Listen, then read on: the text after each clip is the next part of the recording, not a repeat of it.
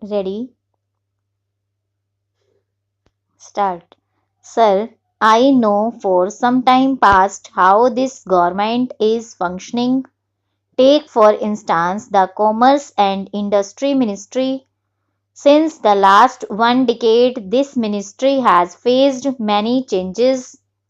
It has been changed, reorganized many times, sometimes inflated and sometimes deflated to suit the particular individuals who occupy the place of power.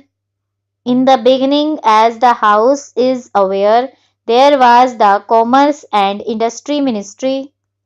It had within its fold external and internal trade, many of the public undertakings, private sector companies, and small industries too. But from time to time, as I said, this ministry has been cut and changed and suffered because of a particular person in power. So the ministry became weak and small as time went on. The net result was that no effective functioning was possible. It is amazing how a vital ministry, the Ministry of Commerce and Industry, has been subjected to such vicissitudes, has been subjected to such changes. We all know that no ministry can function in an atmosphere of instability and uncertainty. There has got to be some continuity, otherwise, the ministry cannot develop its own character, its own personality. But unfortunately, there is a continuous disintegration of the Commerce and Industry Ministry. And what is the picture today? Today, sir, the different limbs of this ministry have been scattered among various ministries and departments. The net result is that if you go to the secretariat, you will have a perfect picture of confusion. We members of parliament are at a loss to know what is what in this ministry. We are amazed that even the officers functioning in the various sectors have no sense of responsibility because they themselves do not know their powers and responsibilities.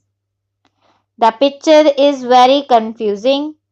As a consequence of this confusion, which is increasing, the work has suffered sufficiency, has suffered, and the importance of the ministry has considerably gone down.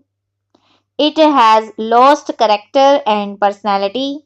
We talk of industrialization of the country, we talk of rapid economic development. Unless the ministry is clear headed or properly organized, it would be difficult to bring about rapid economic transformation or quick economic development. So, my first remark is that the Ministry of Commerce and Industry has to be properly reorganized so that there can be effective functioning, there may be far better coordination, and there may be fruitful work. Take, for instance, the huge number of complaints about licensing. We do not know what is the policy of licensing. In certain sectors, there has been over licensing. In certain others, there is not much of licensing. Also, we see that the licenses which have been granted have not been properly utilized, partly because the government has not been able to remove some of the official bottlenecks. Take the instance of collaboration agreements. In the matter of collaboration, we find considerable delay and lack of quick decision. As a result, the licenses issued by the department have not been utilized. Again, take the import and export wing of the department, and there you see the same slackness, the same indecision, and the same indefiniteness about anything. Therefore, for the ministry to function effectively, it is necessary that the ministry should have a stable future and should have adequate powers and responsibilities. No modern country in the world can cut or slash portfolios or ministries without rational basis, but unfortunately here and particularly in this ministry, slashing or cutting has been going on without heed being paid to the needs of development and to the needs of efficiency.